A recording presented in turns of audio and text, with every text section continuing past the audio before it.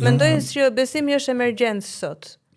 Shiko, besimi është nevojë, po çështjet emocionale dhe mendore kanë një problem se nuk kërkojnë gjë kur mungojnë. Përndryshe nga ushqimi. Pra, ushqimi thret kur ka mungesë. Ka një sensorie.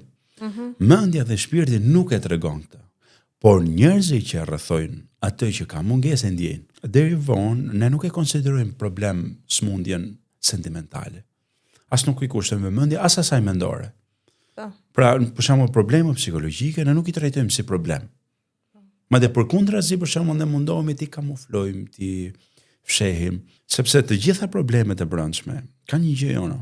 Bëjnë dy procese të pavetdijshme këne. Një i kërkojnë edhe jashtë, dy nëse u mungojnë i krijojnë. Pra një njeri për shembull, ka një mungesë të ekuilibrit shpirtëror, ti je i sigurt se do e kërkoj edhe jashtë atë. Si do Po ke një fjalë, ti mund thosh 10 fjalë, kapëm tek ajo që i përshtatet smundjes time. Dhe filloj krijoj gjendjen që nuk ishte, po unë e krijoj sepse e kam përzbrendshmi.